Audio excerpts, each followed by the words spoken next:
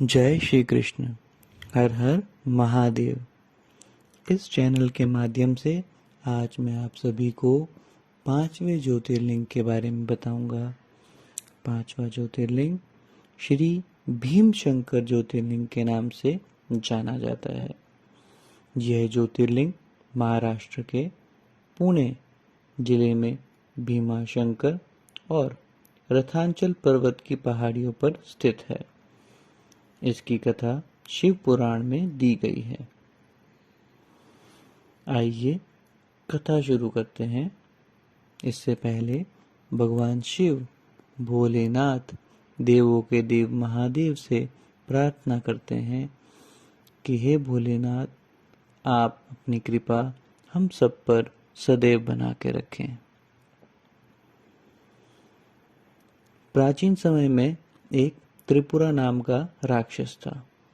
उसको बहुत अहंकार हो गया था। उसने तीनों लोकों में उत्पात मचाया हुआ था।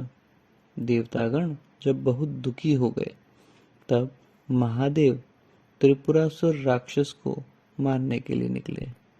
महादेव ने अपनी भीमकाय विशाल देह रची। उनका यह विशालकाय रूप देखकर त्रिपुरासुर डर गया। दोनों में कई दिन तक युद्ध हुआ और अंत में भगवान शंकर ने उसे मृत्युलोक पहुंचा दिया और तीनों लोकों के कष्ट को दूर किया।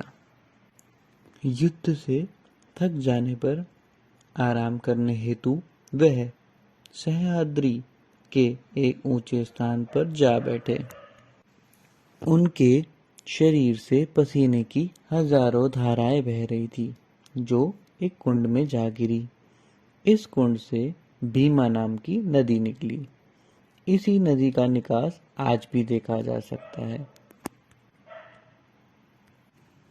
भक्तगणों ने उन विशालकाय रुद्र भगवान से विनती की, भले पुरुषों एवं संत महात्माओं की सुरक्षा के लिए आप यहाँ पर अपना हमेशा के लिए निवास रखें।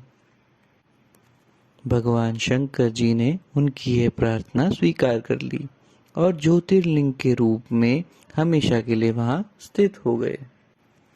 धर्म ग्रंथों के अनुसार एक और कथा मिलती है जो मैं आपको बताता हूँ।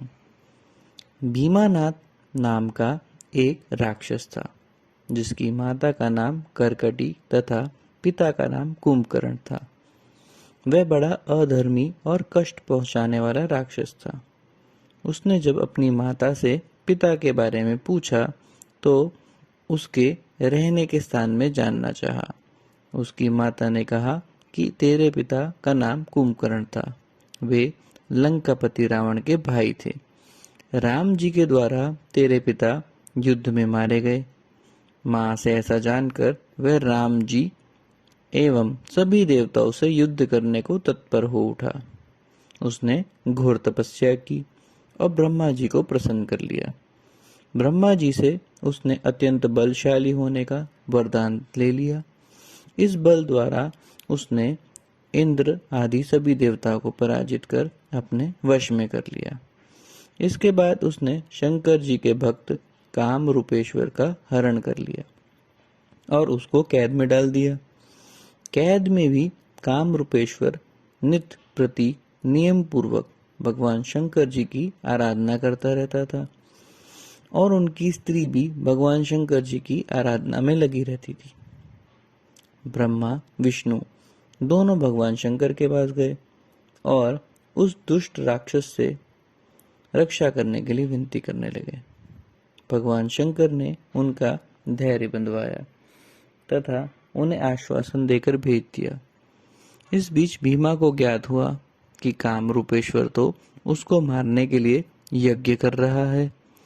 वह राक्षस कारागार में जाकर उनसे उनकी पूजा के बारे में जानकारी लेने लगा। वह शिवजी की आराधना के बदले अपनी आराधना करने को कहने लगा। काम रूपेश्वर ने जब ऐसा करने से मना कह दिया तो राक्षस ने पार्थिव लिंग पर तलवार से वार किया।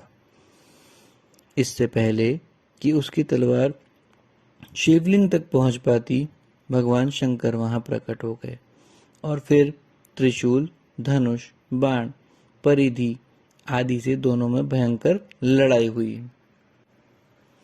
अंत में नारद जी के कहने पर भगवान शंकर जी ने उस भीमा नामक राक्षस का अंत किया और देवताओं के कष्ट का निवारण किया। इसके पश्चात देवताओं ने भगवान शंकर जी से वहां रहने की विनती की।